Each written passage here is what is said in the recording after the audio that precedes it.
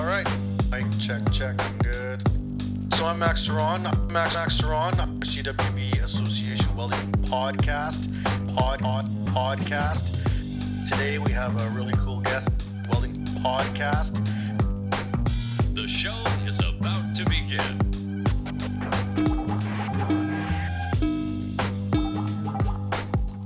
Hello and welcome to another edition of the CWB Association podcast. I'm Max Ceron with you guys again. We're going to have a fantastic show with a person that I know quite well, and I have been with them for a good part of their journey, and that's Adam Sebastian. If you guys don't know who he is, then you've been living in a block in the welding world, because this is our Skills Canada champ here. So Adam, how you doing this morning? I'm good. You're walking around your house. Where are you going? What's going on here?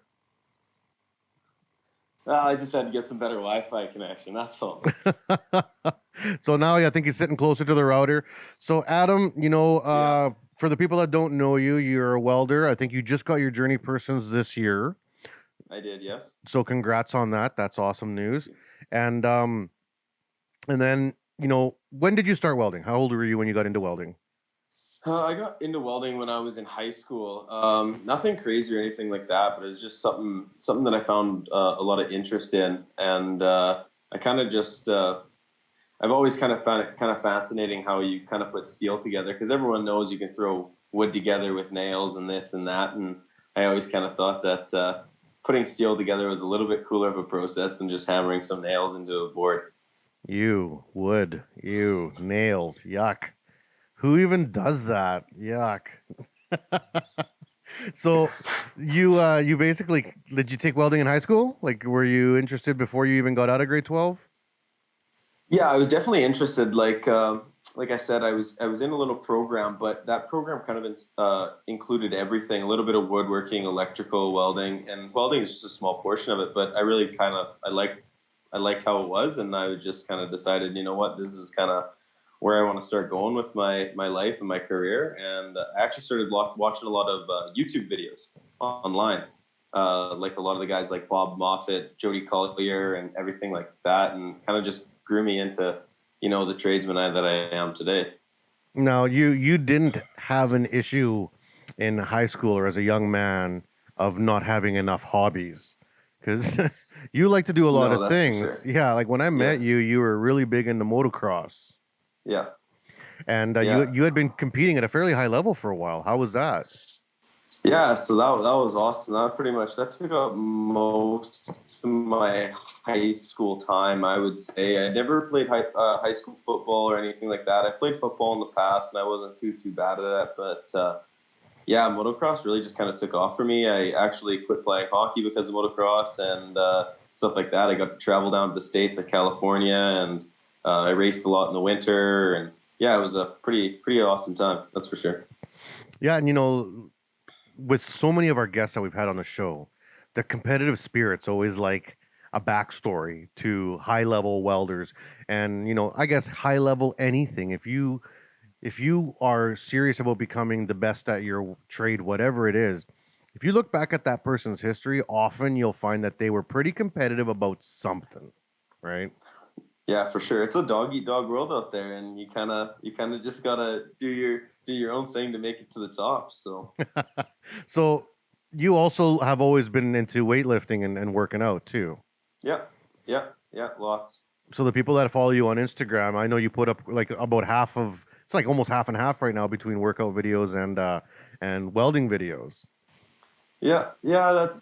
I don't post a ton on social media, but when I do, it's usually one of those two things, just because those are my big interests. Yeah. So when you got to the welding program at Sask Poly, were you in the 20-week program or the 34-week program? 34 weeks pre-employment. How did you like it? It was awesome. I loved every minute of it. Really, I had a good class that we had, and everyone was respectful, and honestly, they were all pretty good at what they do. So it was nice because they had that kind of push to get better. Who was your teacher? Steve Haggerty. Oh, little Steve-O, eh? He's retired now. All those old guys are gone now. So I hope he listens to the show. I'll have to make sure I send him to the link. I try to keep up with him on Facebook. I know he's on there. So yeah. So you went through it, and a big part of your year that ended up happening that maybe no one really planned for was you getting involved with Skills Saskatchewan, right? And Hmm. when that opportunity came up, and like the teachers are just talking about it, we announced it to the class that we're going to start working towards the skills thing. Did you know right away that you wanted to get involved with that, or were you like, man, I don't know?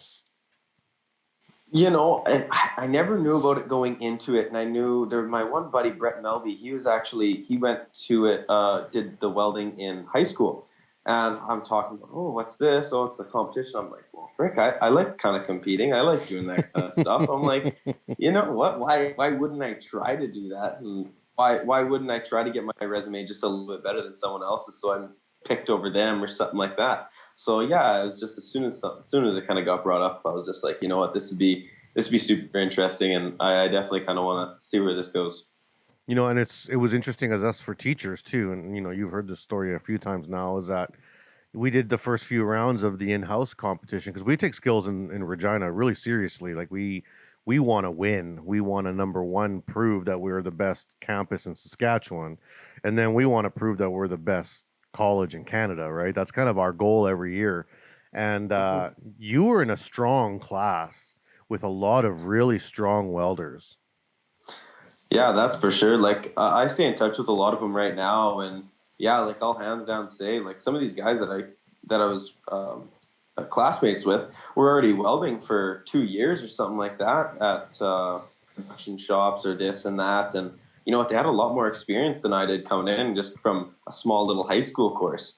So it's a little intimidating in that fact, but like you said, um, my want for competition is almost just there, and I just kind of made it happen. Yeah, I remember in the first one, I think we put you in the top five, but not the winner Hmm. for the Hmm. shop. And then I think in the second round, we put you in the top three.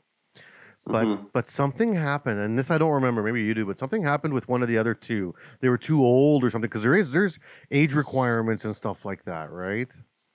Yeah, so like to for nationals there isn't so much age requirements, but for worlds there's an age requirement of you can't be older than 22. Um, but yeah, like I can't remember who it was, but there was some. I don't know if there was too many restrictions per se, but um, yeah, I'm not 100% Yeah, sure. something happened. I'm really not. You broke Yeah, someone's something legs in the happened, but parking I lot. can't. You Oh, took you, yeah, you took right. somebody out, and you ended up being the one that we sent to Saskatoon to compete for the Uh, provincials, right? yes. And then that process ends up being pretty long, right? Like Mm-hmm. you go to provincials and you won there, right? Yep. But then that's not it because you're gonna have to do it again, Exactly. right? Yeah. Because it's a So. 2-year cycle. Mm-hmm.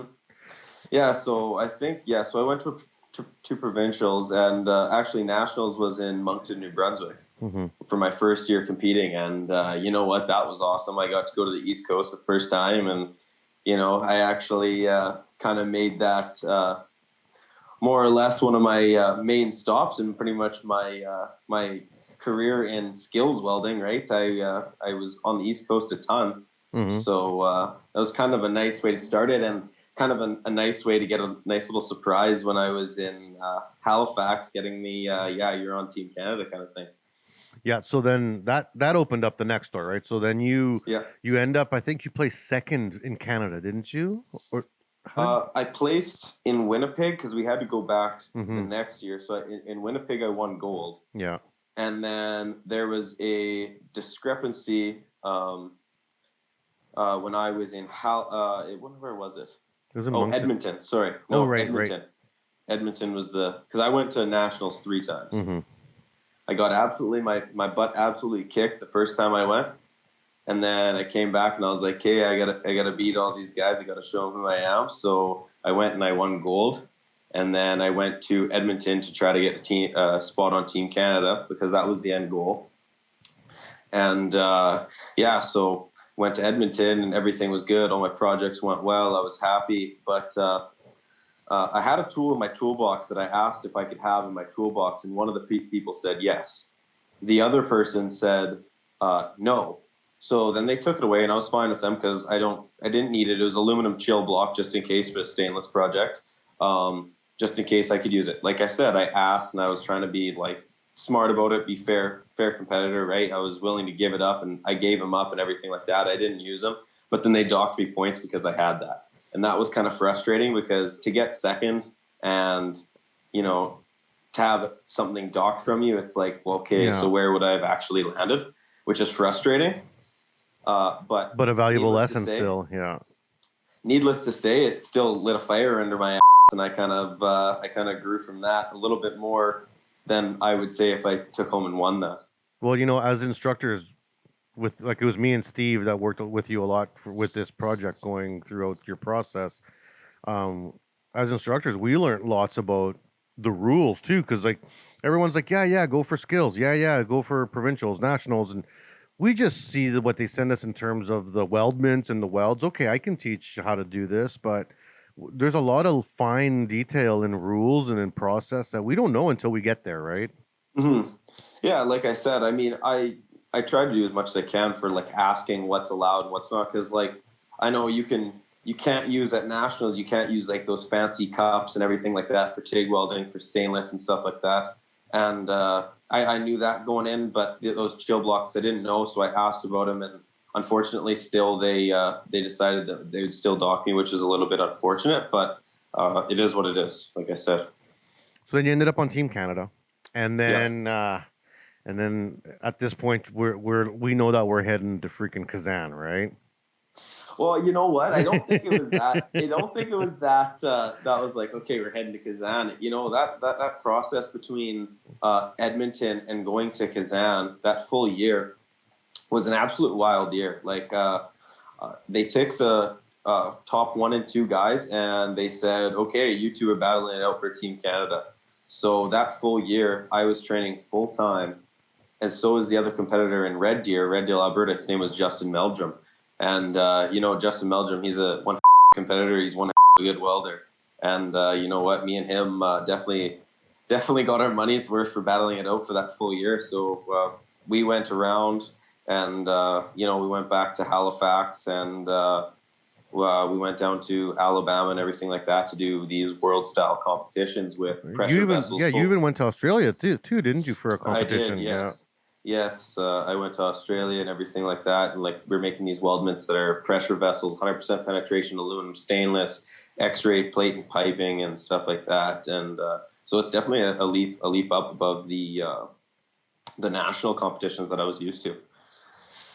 So you battle it out, you duke it out, then you break his legs in the parking lot, just like all the other competitors, and then then you end up on now you know that you're gonna go over the pond and go to Russia. Yeah, so that was probably I don't think I've ever been that jittery being told that you're headed somewhere, because you know what, that was a long, I would say 4 years of my life was welding. Like, and I think you even remember I would work a full-time job at Brant and then come back to SIAS for one day on my day off that I'd work 410s. So it kind of allowed me to come to school for that one day. I'd practice all that one day, and then I would head home, that kind of thing. So, I was living and breathing and sleeping welding at that point. Which I think is what any competitor athlete would need to do to compete on a world level, right? That's kind of what's expected. And, in Canada, we have a disadvantage where we don't have boosters or sponsorship programs like other countries. Like, you look at what's going on in the States or in Russia or China. I mean, the countries that place top 5 every time, their competitors are full-time paid competitors. Yes, from way younger than what I was, right? Yeah. And, it's great and everything like that, but you can definitely get burnt out doing this stuff. Like, this stuff is taxing, not just on like physically welding, it's taxing on mentally, because literally every time you lay down a weld, it's not good enough. No matter how good it is, it's not good enough. Yeah. So you have to find ways to improve it and do this and do that. And you know what? You think you might be good at the beginning. Well, by the end of that full year of training every single day in a booth, welding up pressure vessels, you get quite a bit better at what you're doing. Yeah. And like, how often were you sick of it? Like, how often were you like, I don't even want to So, look at this. Like, well, you know what? That's the funny thing. I had such drive to do stuff. So when it came to like projects and everything like that, I really enjoyed trying to make them perfect in every sense of the way. So when that kind of thing, I didn't really get bored of necessarily the projects, but I got maybe bored of, oh my God, I have to go in and train again. You know what I mean? That kind of like, oh, it's just tiring. It's mentally tiring, and it's trying to find different things out. And then so you go across the world to say Australia, where the power coming into the machine is different. The machine runs slightly different, and you did all this stuff to prepare yourself for pretty much the terms, I guess you would say, that you have here in Canada, right? like your But setup then that you're used to with the power and everything. Yeah. exactly everything. But then you go over there, the machines are acting a little bit different, and now you're like, hey, well, how do I change this? How do I adapt? How do I, you know what? And then you kind of, after you get a few international competitions under your belt, you kind of start to vary it up, and your values on the machine will be just variable items, right? Yeah, they're not a number. Yeah. They're not a number. You go by how you feel, and like being a new welder, you really rely on those numbers a lot of the time. So it really made me adapt quickly with, okay, those are just variables that I need to change in order to make this either appearance or penetrate the way I need it. And so that's kind of that. Yeah, and I bought I don't know if you've seen on Instagram, I bought one of these little Chinese welders, and it's meant to run off of 220 power at 50 hertz, and we're running 240 at 60, and so the numbers on the dial have nothing to do with the numbers that we have here. Yeah. So it's the same thing, but like we tell students all the time, don't forget about the numbers, just watch the puddle, man. Like the numbers are just a dial, really. They are, yeah. Yeah, you don't ever rely on them too much.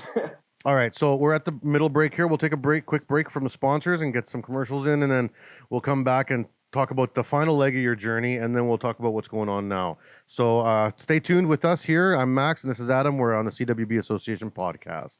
The CWB Association is new and improved and focused on you. We offer a free membership with lots of benefits to anyone interested in joining an association that is passionate about welding. We are committed to educating, informing, and connecting our workforce.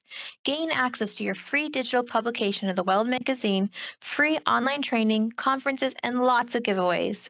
Reach out to your local CWB Association chapter today to connect with other welding professionals and share welding as a trade in your community. Build your career, stay informed, and support the Canadian welding industry. Join today and learn more at cwbassociation.org. And we're back here on the CWB Association podcast. I'm Max Ceron with you guys, and we have Adam Sebastian here talking to us about his journey through skills and then what's going on in his world post skills. So right before the break, we were talking about, okay, now we're getting on a plane. We got the team, and we're heading to Russia. And there's a lot of distractions in that process. Oh yeah. There's like opening ceremonies, there's a village that you're going to have to live in, you're separated, the security systems, the language barriers, there's a lot going on. How hard was it for you to stay focused on the welding heading over to Russia and like put the excitement of, hey, holy I'm going to Russia, this is awesome, put that aside? Yeah, I mean, that definitely was just like, holy I'm going to Russia, somewhere where you're like, why would you go there? But you know what? I'd actually go back in a heartbeat. And so, yeah, you get there, and you know what? There's security like crazy. Like, if you think going through an airport is crazy, okay, well, just times that by 10, because that's the amount of security that we had. It was just like going through an airport where you ever get your security scanned, you have this, you have that, you have pretty much your own passport that you have just for skills. And it's absolutely wild, the amount of security. Like I felt super safe. I felt it was awesome. We had our own little Olympic village, so all the competitors stayed in this big campus type area that was super nice. It was large, it was really big. They had activities, they had dining halls, they had everything. And so like definitely it was almost nice having something like that, because now you know that all the competitors are kind of grouped in the same area. So that was kind of nice to just Everyone's on the same have that. level. Yeah. Exactly, right. So that was really, really nice. But yeah, you get to opening ceremonies and you kind of go and realize, holy crap, this is a pretty big deal. You go to a FIFA stadium that was 100,000 people. full, Yeah. literally full, and you go and walk just like in the Olympics with these massive things in the middle of the arena that I don't even know what you would even describe it as, but it was absolutely beautiful. The show, just the big show going on, a big presentation. Exactly. Yeah. And you see cheering, and you definitely get goosebumps. And I mean, I get goosebumps even thinking about it now, just remembering it. And like I have videos on my phone and stuff like that of that, and I'm just like, I look back and it's just like, holy, that is absolutely wild and amazing. And yeah, so after you kind of get that jitter, because you're not even thinking about welding at that point. You're just like, this is a cool experience. And yeah, so you're walking around with the rest of Team Canada, and yeah, it was just awesome to have that experience. And you're just, yeah, awesome. And it's funny, at the beginning you said why would you go to Russia? And I've had a lot of people kind of have a weird, ignorant, negative commentary to me, being like, oh, Russia, why would you go to Russia, or what's in Russia?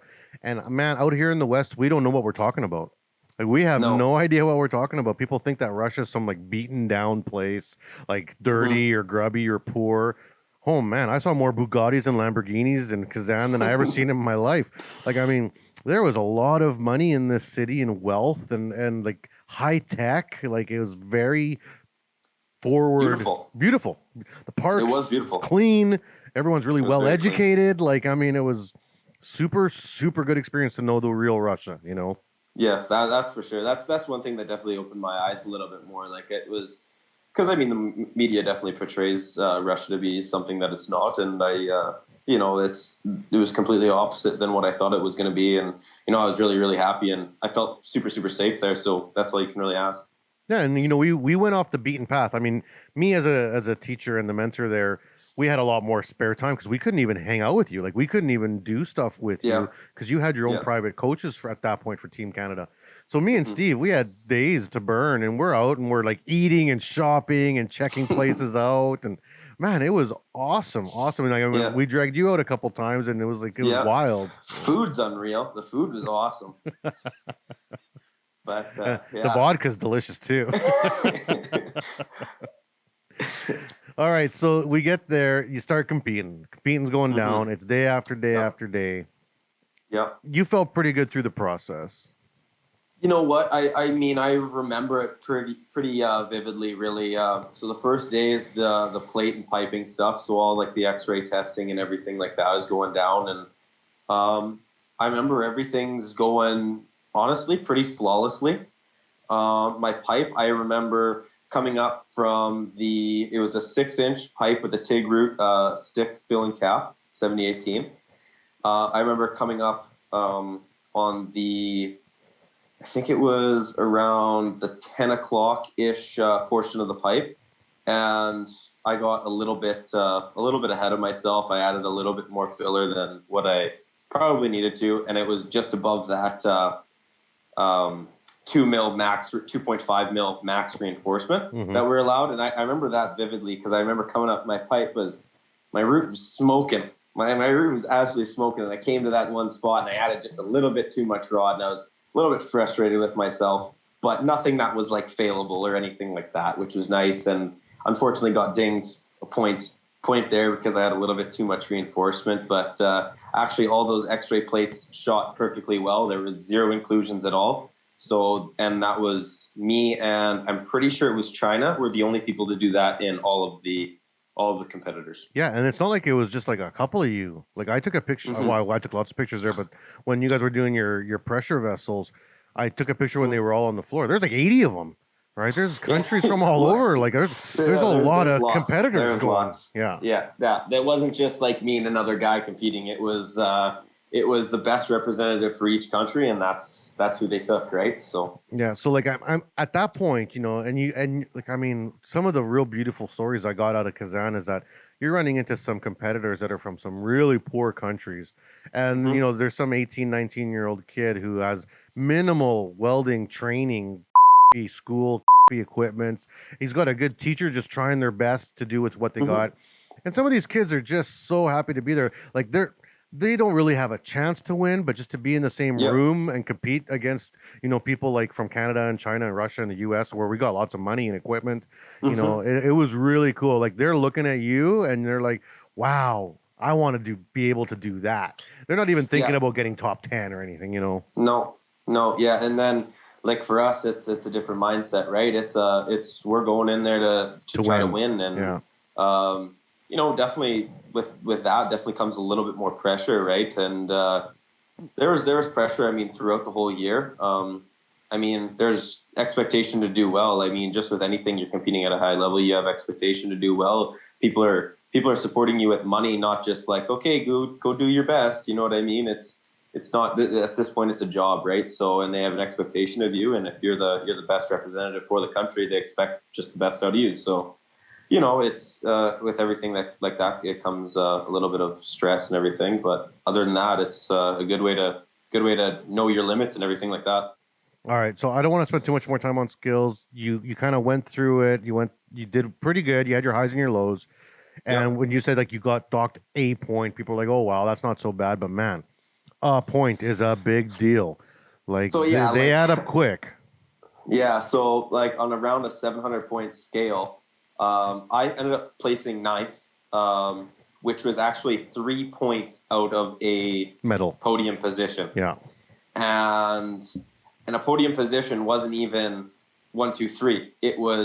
There was ties for gold and bronze. So I think there was 5 or 6. 5 people, 5 people on that podium. So me in ninth place was literally just a couple spots out of the podium.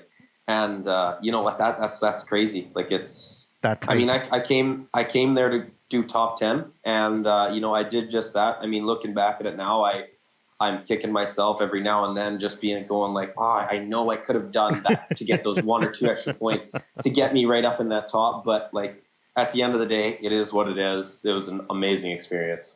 Yeah, that's awesome. And I was super proud of you and being there and the whole experience. And I know that it's something that I get to carry with me for the rest of my life. And I didn't even win, right? So now you get back to Canada, post skills.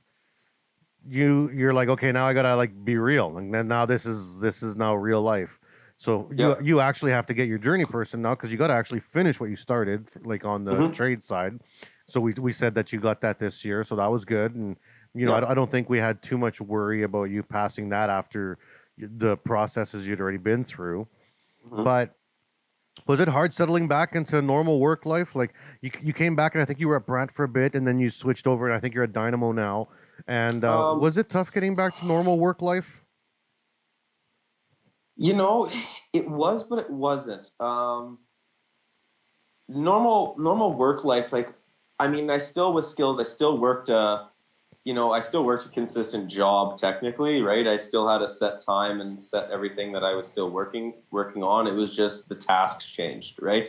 The tasks changed to more or less, okay, focusing on my skill to more focusing on a product that I can make, and like, just depends on what I'm doing at that time. If we're making buildings or whatever, really whatever it was. So the task and just how you performed it slightly changed, right? Because you're working with others now and everything like that. So, it didn't change it too much, but it definitely was like there was a little bit of a difference there. Of a difference, yeah. That's for what sure. About in the work environment? Because during skills, moving forward, you say 4 years of that journey.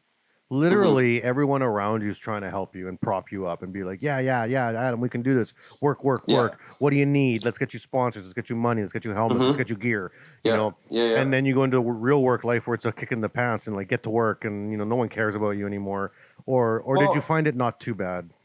You know what? I find it more people are since they don't know who I am and everything, because I really enjoy to learn, they almost have a grudge against you, if that makes sense, right? They're like, oh, well, if you're such the golden boy that you are, you'd know how to do this. And I'm like, okay, but I know how to do the welding aspect. I know I'm good at the welding aspect. I need help in the fitting, the fabrication, this kind of stuff. And Yeah, you're still a young tradesperson. Like you still have exactly, 20 years right? of learning ahead of you, 30 years. I need that experience under my belt. I know I'm at a step where I maybe don't necessarily need to look at my welding so much, but now if I can just do more fitting, then to become a little bit better of an all-around tradesman, then that's kind of what I need. And people are just kind of have this assumption of you that, oh, well, if you're so great, and that's kind of unfortunate.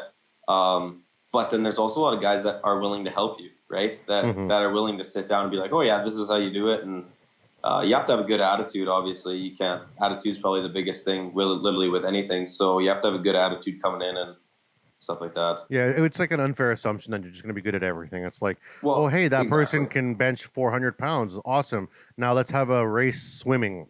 Well, it's not the same thing. Like, you know what I mean? It's like, you never see bodybuilders swim. I think bodybuilders can't swim. I think their heads sink to the bottom and their feet pop up. I'm not sure. It's like a buoy. I think that's right. So now you're working. You're in a production shop. You guys do a little bit of everything at Dynamo. I know that's pretty mixed up work there, so that's good. Yeah, we do lots of stuff. Like we do a lot of stuff with SAS Power. I actually got the opportunity to go to a potash mine and repair a super duplex vessel. Oh, that's fun. So that was pretty cool. So yeah, we do a lot of stuff. We make buildings, whatever, aluminum, whatever, you name it, we do it. So that's good. And that shop has really expanded because it used to just be the support for an electrician side. Electrical side, it used to just be like the welding shop was like one or two people just supporting the electrical, but now it's its own fab world, right? Yeah, it's its own fab shop now. So that's awesome, really. It's nice. Now going forward, I'm sure you got ideas because I know you, Adam, and you're looking maybe 20 years, 10 years, 5-year plan. You thinking of starting your own business someday, or you want to get more tickets? You thinking maybe teaching someday? Like what's? You know what? Those are all options that are always in my head. Definitely, my own business is something that I think is what everyone kind of wants to do and kind of run their own show. Lucky enough with Dynamo right now, I'm running my own truck there for right now. So that's nice step in the right direction. And but yeah, like I mean, more tickets. I'm always welcoming more tickets. The more tickets you have, the more valuable you are. But teaching is also a good little thing. And if I could get in teaching, that would be, I think, almost be where I'd be best at, just because I do have a lot of knowledge of just like the welding aspect and stuff like that, which I think would be very, very beneficial for having my outlook in that kind of area. Yeah, and you're like almost as good a welder as me, so. Almost, eh? But the future right now is open for me. I definitely do want to, like, if I could, branch out on my own. But like I said, with this pandemic going on too much, so it's a little bit nerve-wracking to maybe even go out and head on your own and do all that kind of stuff. So yeah, like I know even with my business, I scaled back this year, but it actually was a really nice change because, well, you know me, I work way too much and too many projects at the same time. So scaling back, I'm not taking any projects that are bigger than the footprint of my garage right now. So that's kind of the rule I gave myself when the pandemic started. I'm like, if I can't build it in my garage, like in my little shop I have here at home, I'm not taking the gig. And it's actually been pretty nice because I've had lots of really fun, smaller jobs that I normally would turn down. And they're fun, right? Yeah. So that's probably, you should look at, like, I don't know if you got a welder and stuff going yet at home in your garage. I'm sure you do. That's something you should probably just start seeing if you can pick up work here and there. You know what? I kept fairly busy on the side and stuff like that this year. So, which was nice, right? I have my own, MIG stick TIG and everything like that. But I want to make that step to doing some mobile stuff. But that's definitely it's definitely a big cost associated with that. So it has to be I have to be able to justify that expense. So if there is any work or anything like that, I'm willing to take a look at it. For all the listeners, listeners across Canada, if you want to flip some work to Adam, he's looking. Well, I was just talking to Hart the other day. Was Hart in your class? Remember Hart? He was Smith? in the year after me, Was he? I think. He's got his own business up running with a truck. He finally got it up and running this year. Awesome. And he's killing it, man. He's killing it. Ironsmith's Manufacturing or Ironsmith's Worker or something like that it's called. Nice. And yeah, I was just talking to him. He's got lots of work right now. Seems like all those guys that had Kevin as a kind of a mentor working at JR's there that are doing pretty well for themselves. They all bounced out though. Exactly. Hey, that's just the nature of the trade, though. Oh man, I my first job was 10 years. That's the longest one I've ever had. Since then, I've bounced and bounced and bounced, and I've never burnt a bridge. I've never left a company angry, but new opportunities pop up, and man, you got to take the opportunities when they come. If you're that type of person, like if you're looking to advance, then you got to jump on them. People aren't going to ask twice, right? You know what? You say never burn a bridge, and that's probably the best thing you can possibly do, because in this trade, everything is word of mouth. Everyone knows who you are. If you're this or this or that, it's all word of mouth. They're going to be like, oh yeah, this guy can do it, or this. I know other welders that have sent me work because they were like, I know you would do a better job. And you know what? That's awesome to hear from other welders. You know what I mean? And like, that's really gives me, definitely a little bit of pride in what I do and everything like that. So yeah, and that's important. It's awesome. For sure it is. Those relationships are very important in this industry. So wait a second. If I think this through, since Skills got canceled this year, does that mean that you are a two-time Skills champ? I wouldn't say that, but I will take it if you're going to give it to me. I mean, you get to hold the gold for 2 years in a row because technically no one took it from you. Huh? That is true. That is true. I'm not going to say that is correct, but I will take it. Yeah, all right. So, like, do you have all that stuff framed up in your house? You pretty proud about it? I do have a pretty solid collection of medals, plaques. I got a beautiful Team Canada helmet that I'm actually looking at, staring at right now, and I have a really nice little mantle set for it. So awesome. Well, I'm glad you're proud. Well, so we're pretty much at the end of the interview here now. What do you want to say to young welders coming up? What's a little piece of advice you could tell them if they're thinking about either entering Skills or even just going forward into the workforce? You know what, the attitude and the effort that you put forward is it always goes recognized. You can even ask like a lot of the teachers at SciAst and SAS Polytech, and they'll say, you know what, they even say for me, for example, they didn't expect me to win. They didn't really have their bets on me and stuff like that. And you know what? Be the person to prove them wrong. Why can't you do something? It's not, well, why can I? Well, it's why can't you? Why can't you be that one in a million? You know what I mean? There's no reason you can't if you put your right foot forward and just focus on what you need to do. And if there's a will, there's a way. And just do what you know you can do, and that's all you can. Awesome, man. That's good advice, and it's very, very true.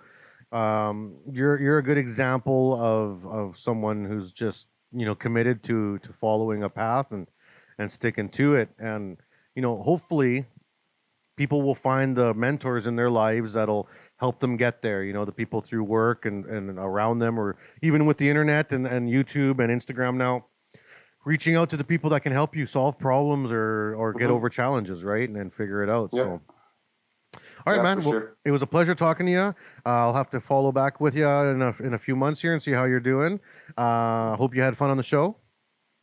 I did. It was a great time. Awesome. And for all the people listening, make sure you share this, you download it. It's on Spotify, Stitcher, Google, Apple Play. It's all over the place. It's also on YouTube. We're putting the videos up. So if you guys got any questions for me or for Adam, all our social media information will go up with the podcasts and also online for all the promos. And if you have any questions, reach out and ask Adam. He's always been really helpful. And or reach out to me and I can help you out with there too. All right, buddy. Well, thanks a lot and take care. We hope you enjoyed the show.